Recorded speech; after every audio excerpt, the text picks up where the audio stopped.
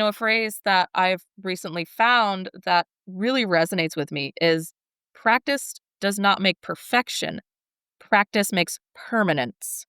So, whether it comes to playing music or setting boundaries or, driving or anything that we do, it doesn't matter per se how well you do it. It's just that you do it.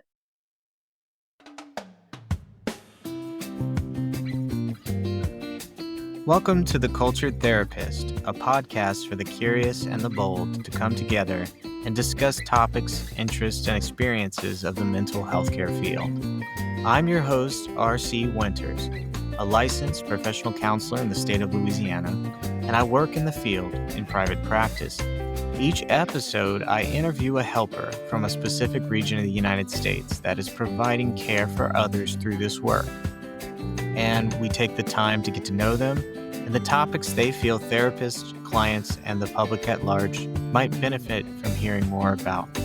With so many topics to choose from, there is bound to be something here for everyone.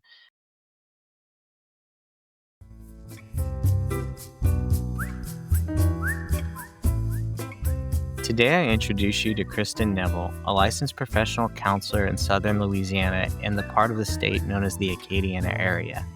Kristen received both her bachelor's degree and master's degree from the University of Louisiana at Lafayette, with her master's degree in clinical mental health counseling. She currently is a student at the University of Mississippi in pursuit of an education specialist master's degree in play therapy. She has a certification in perinatal mental health and is a mom of 2 boys. Kristen has worked in intensive outpatient and inpatient settings and is now focusing her energy on private practice work. She wishes to expand her career by becoming a board-approved supervisor and offer continuing education courses to licensed professionals. Kristen also hopes to offer psychoeducation opportunities one day to the public in various areas of mental health. Her specialty areas include perinatal mental health, child mental health, LGBTQ+ clients, trauma, and life transitions. In her free time, Kristen likes to spend time with her sons and her dog and engages in several different forms of expressive art. Today was my first time meeting Kristen, and it was enjoyable to discuss her many specialty areas and her journey to her current healing practice. Also, we talked about adoption, parenting, helping those in polyamorous relationships, and about her topic, which centered on belongingness and internal validation. I'm excited for you to hear her take on such interesting and compelling areas of the mental health field. Let's jump in. The thing that I think really brought me into my role right now as a therapist is, one, I was always the helper friend. I was always the person, the go-to. I've always loved to help people. And then when I was in college and undergrad as a music education major, that's when my personal mental health journey really kind of hit the ground running. And then that was when I decided that maybe music ed wasn't my calling. And then I realized I wanted to help people in the way that I needed the help. So that's kind of, I think, the biggest thing that brought me into this was my own mental health journey and getting a lot of gratification from helping people. When you say your own mental health journey, are you talking about a particular time period where change happened and you started to work towards a particular goal or something that you had in mind? So my mental health really started impacting me in undergrad after some really extensive traumas. And then that's kind of where my mental health journey started. And then it's just been a continuous evolution from there. So it's not necessarily one specific time period, but just where it started is kind of what I think about. When you are talking to clients or working with clients, how much of your own journey do you tend to pull from? Pull, pull from a lot of my own journey because I've been through so many different things.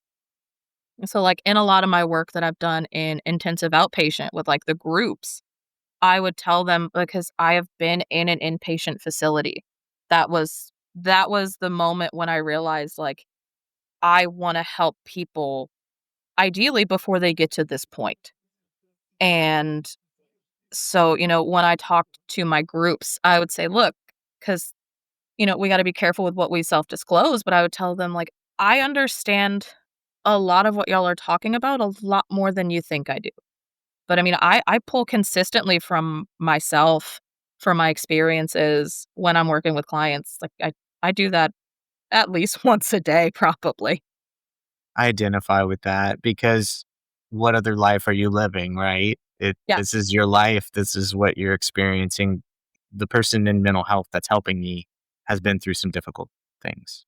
Yeah, because I can distinctly remember this is one of the most profound experiences I have had to date in my, like, 7 or 8 years, and I was running a group, and I can't even tell you what the topic was anymore, but I remember there was this one client, and she was talking about, like, her mom had moved in with her, kind of end of life, so she's watching her mom decline and talking about how hard it is, and I remember I was like, "Look, I can understand to a degree." I said, "But I don't understand." I remember watching my parents as they took care of my grandmother before she passed, because she, in the last few weeks of her life, lived with them, and I remember hearing about how hard it was for, like, them to deal with that, and I said, "So I can empathize and I can understand to a degree, but, like, I can't imagine how hard that must be." And she was like, "I disagree with you." I got kinda confused, and she said, "Because you might not have that experience." She's like, "But I can tell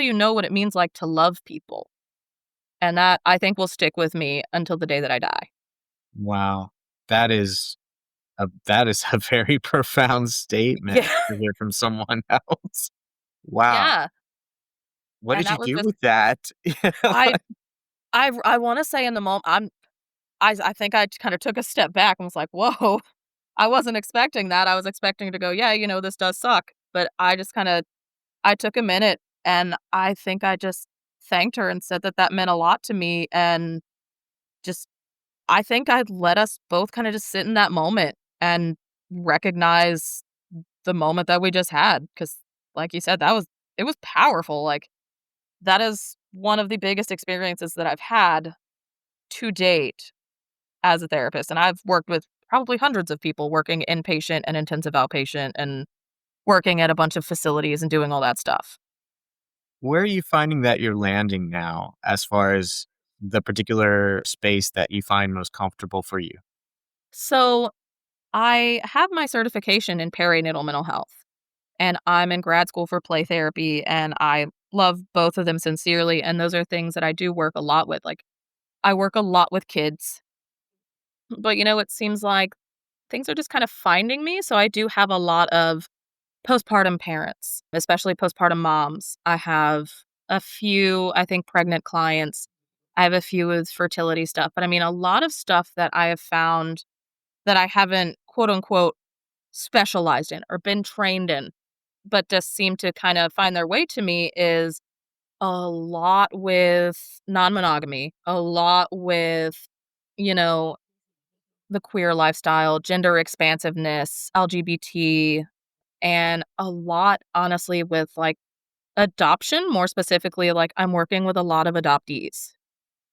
Tell me more about that experience. About working with adoptees, it's it's a lot more complicated than I think people realize. So, a thing to note about me, my younger brother was actually adopted at birth. We drove from Texas to California. My mom was in the room when he was born. And so I already have this experience of adoption personally, but I haven't been able to look at it from an outsider's perspective until recently, until someone that I'm really close with started like sharing a lot of things about their own adoption experience. But it is so much more multifaceted and multi-layered and so much bigger than people realize it is. It's not just this cut and dry, you're adopted and that's it kind of thing. What are some of the barriers that those who try to adopt run up against? One of the biggest barriers to adopting a child is money. It's expensive. Like the legal fees are very, very they're high. Can you give me an example? I would say I think because my brother was born in 2006. I wanna say it was 30, 40,000 maybe for all the home visits and the legal fees and all these different kinds of things, Wow. and that was from '06. I have no idea what it is now, but I cannot imagine it getting any cheaper. Other barriers that come up that you've noticed? Other barriers, it really I think a lot of it depends on the person trying to adopt. Are they a heterosexual couple? Are they a queer couple? Do they have familial support? Because the thing with adoption that people also don't realize is for the adoptive parents, they can actually get perinatal mood and anxiety disorders too. Like you don't have to be a birthing parent or the partner of a birthing parent to get those disorders to have perinatal mental health issues. I never thought about that before, but that makes a lot of sense, actually. When I describe perinatal to a lot of people, one of the big things that I say is it's mental health for people trying to start a family or trying to adjust to having a new family member. They could have done a bunch of rounds of fertility treatments and it's still not work. And so they have all that stuff already invested. And then they go and decide to adopt. Or, there's so many not, I would say, quote unquote, non traditional ways to start a family. But people don't ever consider that those people also are still susceptible to the same, we'll call it postpartum mood stuff as the typical heterosexual parents. What are some of the other areas of expertise that you like to work with? Another area, like I mentioned, that has kind of found me is like, and I kind of lump this together just in the way that it is presented for me personally. I know that these are all very separate and different issues, but the things that I have found that kind of have coincided with me for clients is, you know, being non monogamous, potentially living alternative sexual lifestyles, and being queer, not being straight. Those have kind of, when I talk to clients about them, they all kind of lumped together. So it's, gender and sexuality journeys and relationship stuff that's not traditional. What's that like for you in the room? It's kind of a mixed bag. So on one hand, I think a big thing for me with that as well with anything that I work with is I am genuinely humbled that these people are trusting me with this information.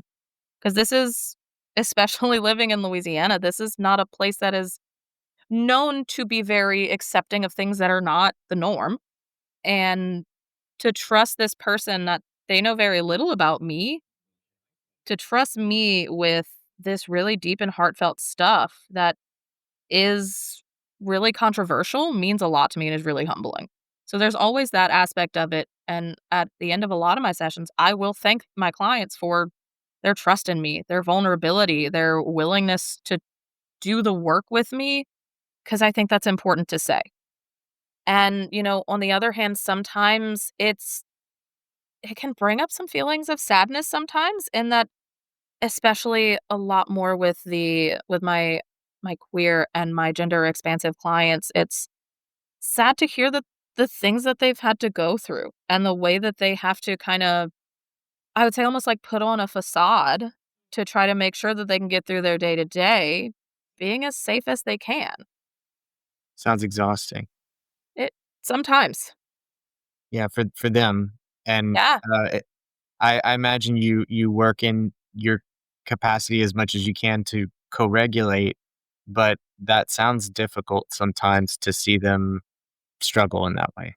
Yeah, and especially because I have recently been coming into my own, like, sexuality journey and figuring out who I am, and that a lot of different things about me don't fit the norm, don't fit the status quo. To see people in various stages of that sometimes can be pretty difficult. When you think about what it is that you want those individuals to leave with from your care, what are you most hoping that you provide them? The thing that I hope I provide most is I want to be a safe space that if they have nowhere else they can let down even some of their walls, that when they walk into my office and close the door, they can let them down with me. That is the most important thing. One of the biggest philosophies for me is, you know, I want you to feel safe in here. And I mentioned in groups when I would run them, I'd say, if you take nothing out of the words that I say, if you felt safe in this room with me, then I know I've done my job. I like that. Yeah.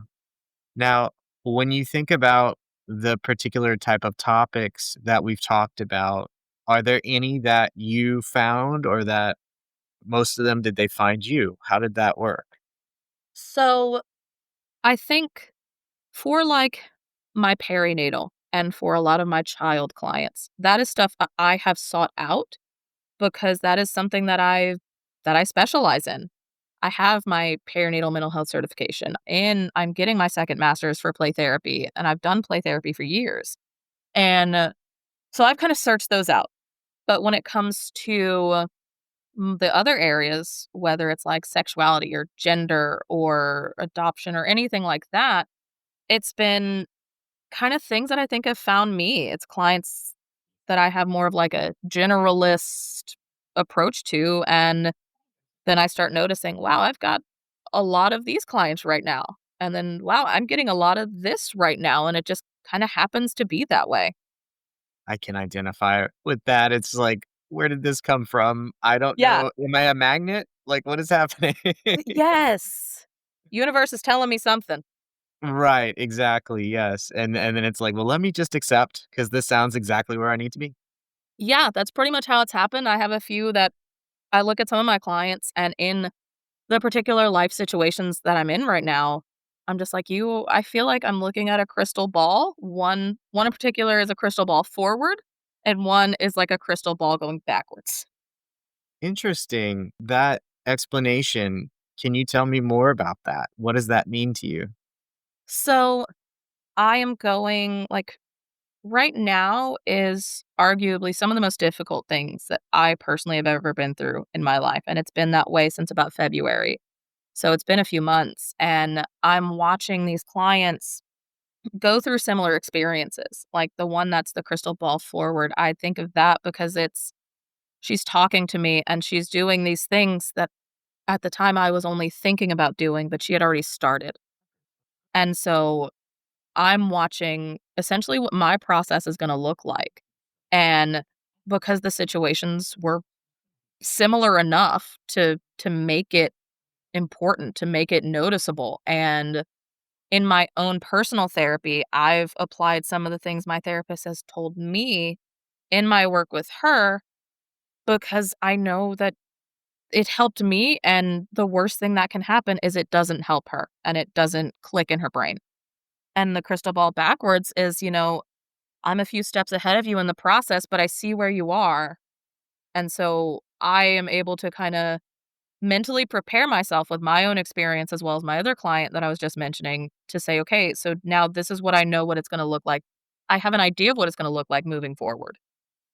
When you apply the different things that you've learned in your life, I know you've been in school for counseling. Now you're going back for play therapy. When you apply these different things, do you have any particular modalities or things that you're like, "Ooh, yeah, that's my stuff." So I jokingly, after continuing education a few months ago, was like, why can't I do therapy in every modality all the time? And so I don't really have one that I stick to. I call myself more of, I guess, like an integrative or an eclectic therapist because I used to say that I was really heavily cognitive behavioral and I would pull from other things. But as I learn about all these other different ways, none of them feels any better than the others. They all just feel like they have different ways to be applied. And you can apply multiple things at the same time. You can do internal family systems with cognitive behavioral. Like it doesn't have to be just one or the other. And so a big thing for me too, I realize is I don't necessarily like think in modalities. I follow more of like an intuitive style of this feels like this is the thing I need to do. This feels like the direction that's going to be helpful. So I don't necessarily ascribe to many models that go with these different theories because people aren't models. It has to be customizable to me. I guess if you Yeah. had to quantify me as anything, as holistic and humanistic and person-centered, like this this is not just a person that needs step 1, 2, and 3 of DBT. This is a person with lived experiences and feelings and emotions. Tell me a bit about your experience as a parent. What's that been like? Whew. My experience as a parent has been nothing short of wild. So, I have 2 sons. One was my first was born in April of 2020, so right at the beginning of lockdown and COVID, and my second, my youngest, was born New Year's Eve of 2022. If he would have waited a day, because he was 12:01 AM, if he would have waited a day, he probably could have been the first baby of the year, but he was not having it. Yeah. Um, both of my kids surprisingly came early, which I'm thankful for, but I mean, my I was a first-time mom in COVID, and that was I was worried because mental health has been such a big thing for me, and it runs so much in my family. I was talking with my therapist at the time and saying, like, "I'm really worried," and all I really knew about at the time was postpartum depression. But I said, "I'm really worried I'm gonna get postpartum. I'm really scared. I don't know like, I don't know how to prep for this." And we were saying that, and then the world decided to shut down, and then I was like, "Welp, cool, now I extra don't know how to prepare for this because nobody can come around me. Because 'Cause I'm pregnant, I have asthma. With my disability, I think, at least in my childhood, was considered immunocompromised. So, like, I was not it was me and my husband at the time, and that was it. Wow. That's a lot. Yeah, and I can remember he was maybe a day old, and I nursed both my kids, and the day, 2 days, they go into, like, a cluster feeding thing, and he wouldn't stop latching, and I remember calling the nurse, and I said, "Can someone please take him for, like, 30 minutes because I can't breathe?" And they said, "No, I'm sorry. We can't unless they're going to the NICU. They can't the well baby nursery is not a thing right now." And it was really hard, but after both of my boys, I also which I think played a lot into my postpartum experience, I think it was 2, 3 days like clockwork after they were born, I got really bad UTIs that sent like, with my first, it sent me to the hospital 'cause if I wasn't at a certain angle, I felt like I was gonna throw everything up, and it was then the antibiotics I got really just they messed with me, I didn't feel well with them, so that really affected, I think, my first postpartum experience. Then 2 months into him being born, I had to have my gallbladder out because I had gallbladder attacks, like, it was my physical recovery from my first was not good. Not necessarily in the, like, labor and delivery aspect, but in every other aspect, my physical health just was kinda riding against me almost. Because again, the world was a really scary place. I would cry tears of joy if I got to go ride in the car to go sit in the car while my husband at the time went to the store because I was getting out of where we lived. And, like, that didn't help my postpartum journey, but with both my kids, I know I had postpartum depression, postpartum anxiety. I learned when I was getting my perinatal certification, I had postpartum OCD. I didn't know that was a thing, but I was listening and I was like, "Yep, that all tracks. That all fits." And, like, so my parenting journey for both of them started off really rough because mentally, it was so hard. When you look back at that time, what are some of the big things that you pulled away from that time period? That is honestly a really hard thing to answer because this is a thing I battle with myself consistently with, but I think because of the level of emotional distress I was under for months at a time with both of them, I don't remember a lot of their infancy and a lot of their first year, like, and that is something that's so I know I can pull away, like, a thing I know I can pull away is I know that no matter what, I'm gonna take care of my kids. I know no matter what that my needs will be taken care of enough so that I can provide for them, because that's what it was when I was really deep in the postpartum. It was, I need to take care of myself, because if I don't, my body won't make what it needs to nurse them. So it was like they being able to take care of myself as a means to better take care of them is the biggest thing I can remember pulling away from that is sometimes it's the thing of the airplane, you gotta put your oxygen mask on first. That was when I think it's truly started to hit me that, like, the actual reality of that concept. Like having to live it. Yeah, having to live that, like, yes, you wanna take care of your kids and you wanna take care of the people you love, but if you are a shell of a person, you're not gonna give them the care that you want. But I've been really enjoying hearing about your experience with that because I think it is a representation of just how much you've gotten to, sounds like as a mom, kind of figure some things out. Motherhood, because 'cause I'm sure you've probably heard, but a lot of people say motherhood will change your life, and, it absolutely did. But I will say it wasn't like a lot of people had kind of painted, or society has painted this picture that once the baby is born, like, you just start crying and you're so in love with your baby, and I was not. Took me a long time to bond with my kids, especially my second, because, I mean, he was a rapid delivery, and due to a bunch of circumstances at the hospital, I was not able to get an epidural even though I was asking for one, so it was completely unmedicated, and he was born very fast, and then within the first few minutes of him being on my chest for that skin to skin, he still wasn't crying like he was supposed to. Then they took him away and he went to the NICU. So he was born at around midnight, and the first time I really saw my baby, because of being legally blind and I didn't have my glasses on or anything, was at around 8:30 in the morning, and he had wires and tubes and things, and that is an image that will forever be etched in my brain. I can't imagine. I don't want to imagine it again. That was a hard time. That his NICU stay was relatively tame as far as NICU goes. Those 6 days were some of the hardest 6 days that I've ever been through, was leaving the hospital without my baby every time that I would leave. Mm. That must be amazing whenever you have parents who come in and are having a difficult time to work with that. What is that like for you?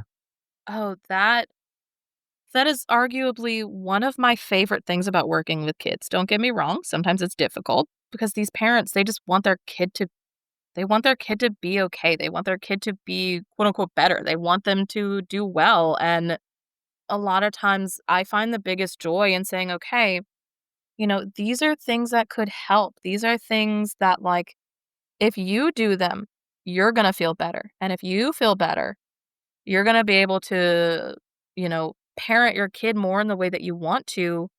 Ideally, they're going to feel better. And then it's just a circle that keeps giving. Because if I'm working with a kid, I can't just work with the kid because I don't feel like that's going to be enough. Being a parent's really hard from what I understand. I'm not a parent, but I hear it's very, very, it's like the hardest thing you do. That's what I It, always hear. yes, it is one of the most beautiful and awful experiences I have ever had in my life. It sounds you have a lot of empathy and understanding that you share with the parents in that way. You're like, I want you to know, this is hard and Yeah, I want to be here to help you to do it yeah, too. And then I can help your child that way as well. absolutely. And, because I tell them too, like, this is, especially like the younger they are, this is going to be a process. This is not going to be the quick fix. But also, maybe this process might have lasting effects, and maybe this will be good for everybody. Because as a parent, there are so many things I've learned from my kid. My youngest kid is almost 3, but, like, He's taught me so many things. And so I teach their kids. I teach them a little bit, but then they both can learn from each other. And that I feel like as corny as it feels is like the gift that keeps on giving. Now, when you start thinking about, like, the play therapy side of things, Yeah. what is your favorite part of play therapy? What is it that drew you to that? So when I went into grad school for my first master's degree, I was dead set I was going to work with maybe older teenagers, but I wanted to work with young adults. I knew in my heart of hearts, or I thought I knew, that I wanted to work with a demographic that was very similar to me in age because that's what I felt like I could relate to and actually do something with. And then what drew me to it was the program that I went to grad school for, they have a play therapy clinic. And so then I started hearing about it. And then we had the opportunity to take an introductory class. And so then I took the introductory class because, I needed an elective. This is something I don't know much about. So why not learn about it? And then as I was learning about it, because I've been around kids my whole life in various forms, and things started to make sense to me. And it felt like a thing that I don't really know how to describe it. It was just something I felt kind of pulled to do. And I wanted to try it in my internship, and scheduling didn't work out and all that, logistical stuff didn't line up for me to do that. But when I started doing private practice kind of stuff, I was working under somebody. I said, "Hey, this is something I want to try. If you get these calls, can I have some of them? Like, if you don't have the room for them, I would love to try to do this." And I think my favorite thing about it is like, one is that most of the kids, especially like the younger they are, and we're doing more of that child centered, non directive play therapy, they don't realize their brain is doing work. They don't realize that. But I can sit back and watch and go, yeah, okay, I know this thing is happening in your life and I see you're playing this way. These things are connected. And that is one of my favorite things, I think, is being able to make connections and to say, okay, I have this information. And again, it kind of goes back to what I mentioned as like my biggest principle in what I do. And it's, I have this information. My goal is to be a safe space for you. So you feel safe enough to get out what you need to.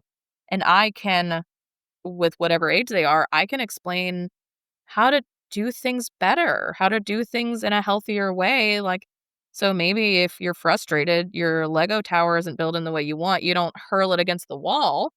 So maybe we try something different. And that feels really rewarding when I get to see that in action. It sounds like it is a fit that you've been working towards for a long time.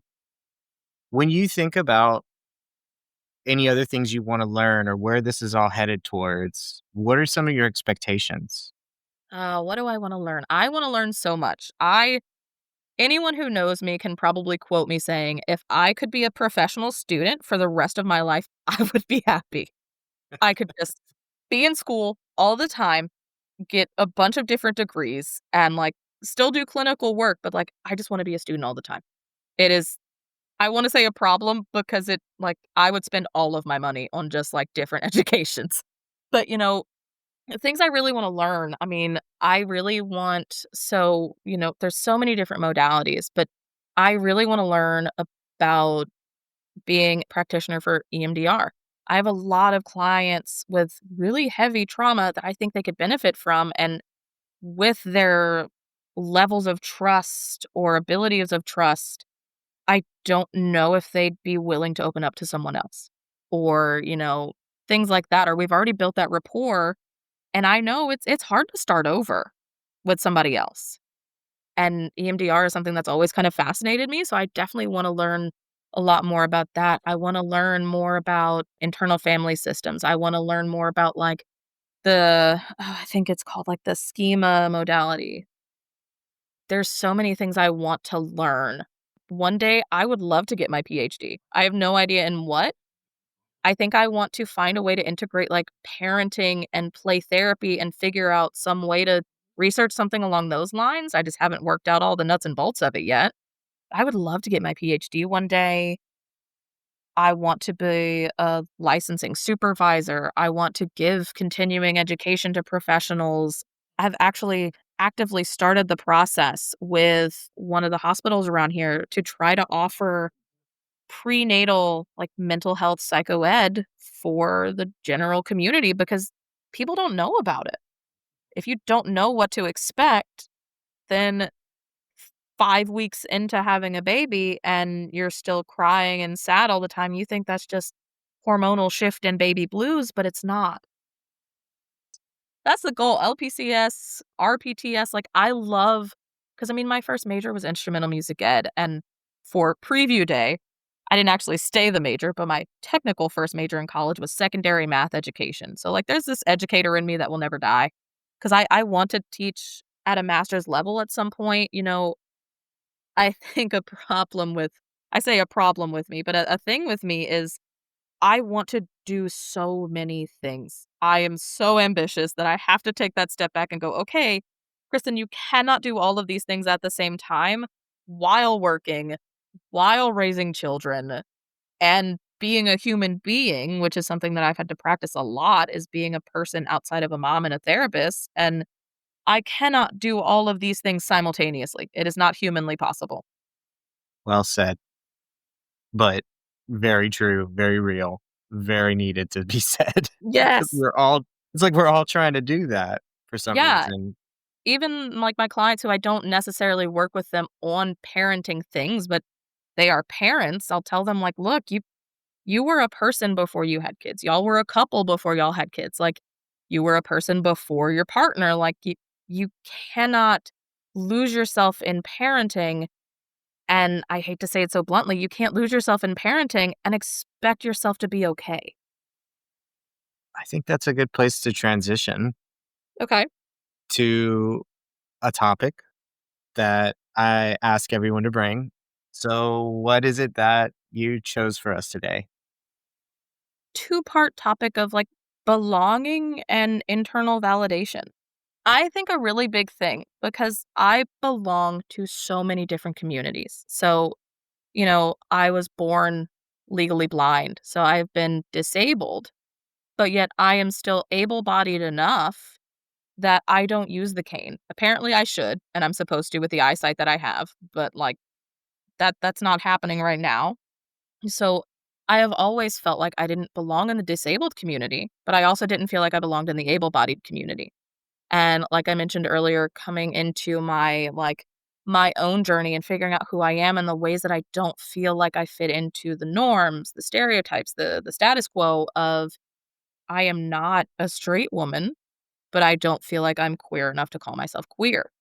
And a lot of the communities that I'm in, it feels that way. It feels like for me, I'm in the middle of this and I could go one way or the other. And I have had people tell me, that I am not disabled enough for X, Y, and Z, or that, because I was married to a man, like no one would think anything, and all these different things. And so I kind of thought belonging and internal validation, because no matter what community you're in, if people accept you with open arms and are welcoming, that's great. And that doesn't always happen. And a thing I've worked on is even if you don't feel like you belong, still finding that validation not from other people, but learning how to validate yourself and validating that your experience still matters, even if you don't feel like you completely belong in one place or the other. So, being aware that not belonging is a type of belonging. Kind of, but I think more of just not belonging or not feeling like you belong, on one hand, also might not mean that you don't belong. It might be misperceived kind of feeling, or, I think a big thing of it is reminding yourself that you belong more than you think you do. Your experiences are still valid. You still can identify with all these things, even if it's just 1%, even if it's to like 99% or 1% or 100%, you can still belong in whatever communities you feel like you belong to and that are important to you and matter to you. It's like I'm gonna make myself a seat at the table. Basically, because as much as I would love to have people in various communities, I mean, the one that I've struggled with for most of my life is the disabled community. I would love for the disabled community to say, "Welcome, we are all disabled and all these things, and because I can drive, because I can do all these things with accommodations, I might not get that validation from anyone else, so I need to learn how to give myself that validation that I can belong, I can make that seat at the table because I can." Well, the validity of your experience is still valid despite somebody else's misunderstanding of it. Yeah, and I think a lot of it too is belonging almost to me kind of feels like this arbitrary thing, and it's very subjective, but at the end of the day, it's not up to anyone else what you identify with, and they don't get to decide what you call yourself. And so finding a way to remind yourself of that and like validate your own experiences and validate your belonging, because at the end of the day, no one else gets to tell you if you belong or if you don't. We do live in that sort of evolutionarily created society where it's survival of the fittest sometimes, and people want to say that exclusion is a natural order of the day. And I think that that is a natural order of the day if your compassion is still being worked out. Yes. So that's how I reframe it for myself. That way I can be like, oh, now I can live in the world. Because like Yeah. belongingness it's like foundational to being a human, right? Right. Cause I think like, and probably a little nerdy tangent for a minute, but like as people, if you go back however many years, like we are social beings. And yes, exclusion, we want to make sure that we stay safe and things like that. But if we don't have other people, if you go back to when we all hunted and did all these things, you didn't survive. So like we need to feel like we belong places. And I think personally, it's not okay how many people decide to rewrite the rules and make their own exclusionary policies, whether it's actually writing it or just like saying it. Mm. What was that second part? So there was So it was belongingness. belonging and internal validation. I mean, that's been a journey of mine, goodness, for a long time. I mean, even if like I can think of in high school, because I've always been a musician, and I can remember, chair auditions and trying to figure out where you place in the ensemble. And for a little while, you were able to challenge the person ahead of you if you thought that you belonged in a higher spot, whatever, it was a bad audition, all kinds of things like that. But because when I marched color guard. I didn't march instrument. So I took essentially a semester off of playing. And I always kind of felt like it was, well, I I think I felt kind of cheated because it was, well, y'all have a lot more time to practice and keep all these things up. And then towards the end of high school, it got to a point where I started realizing like I belong in these ensembles and it doesn't necessarily matter where I am. It's just that I get to do the thing that I love, which is performing. And I might not have had the same experience as them last semester, but I had a different experience that I will say was probably one of the most foundational and life-changing experiences for me was joining guard and doing that kind of thing, because that's where I've met some of my best friends that have stuck for decades. And,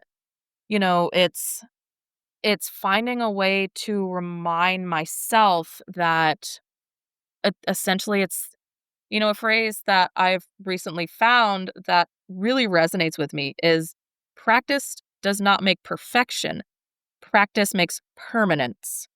So, whether it comes to playing music or setting boundaries or, driving or anything that we do, it doesn't matter per se how well you do it. It's just that you do it. Take out the judgment. Yeah, take out the connotations, take out these evaluative remarks about it. It doesn't necessarily matter. It's internal validation of the more I do it just means that I'm doing more of the things ideally that are good for me. And that's kind of the model I've been living my life with recently is intentionality and authenticity. And the more I practice that, the more permanent that is in every interaction that I have. That's so important to me, and that's how I find a lot of my internal validation, and this is kinda how those go hand in hand of belonging and internal validation is I've learned to give myself that validation that I matter, that I'm doing well enough, that, like, I don't have to measure up to anyone's standards to belong wherever I feel like I belong. So it's taken a lot in me, a lot of work, and a lot of reflection to say, I can validate myself, like, I am good enough. I am enough. No one else has to tell me. No one else can tell me otherwise because that's just their opinion. It has been a privilege talking with you today. The topics you brought are so heartfelt and so needed right now in the world that we're living in. Yes, I did want to say before we go, I always like to offer you up the chance for people to get in touch with you. absolutely. So how can people get in touch with you? So, your best way is probably going to be through Facebook or Instagram. And I have more specific contact information on there. But your best bet is going to be to look up Kristen Neville, probably with my credentials after it. And then you might also be able to look up Healing in Harmony. That's my private practice that I own, Healing in Harmony Counseling and Consulting. And that's where I do my business from. So you can look up me, you can look up the name of my official business name, and you'll likely find some way or Psychology Today. There's a lot of different ways to get in touch with me. I Thank you. hadn't met you before today, and getting to meet you was really joyful, and it felt very genuine and very authentic. So I appreciate that time you spent with me today, and hopefully our listeners got something out of this. I'm pretty sure they did. I hope so. Well, thank you again. I wish you all the best. All right, thank you so much.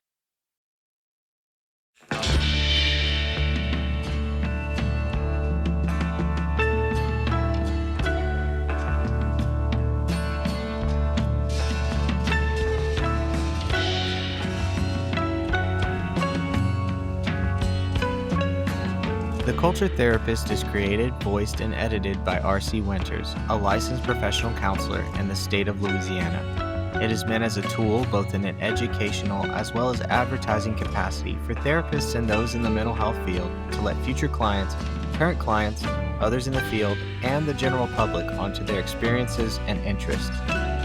If you would like to have a conversation with me such as this where you clue in others as to what you're all about, you can reach me via email at theculturedtherapistpodcast@gmail.com. And as always, if you have questions or comments, that's a great way to reach me as well. If you thought today's topic, the interviewee, or our format is worth recognition, please follow our podcast, leave a like or a review, and or please share it with any family, friend, colleague, or otherwise that you feel might get something out of this podcast. Your help in those ways is most appreciated. Until next time, may you continue to grow, may you continue to thrive, and may you continue to aspire. From The Cultured Therapist, I am R.C. Winters. Catch you next time.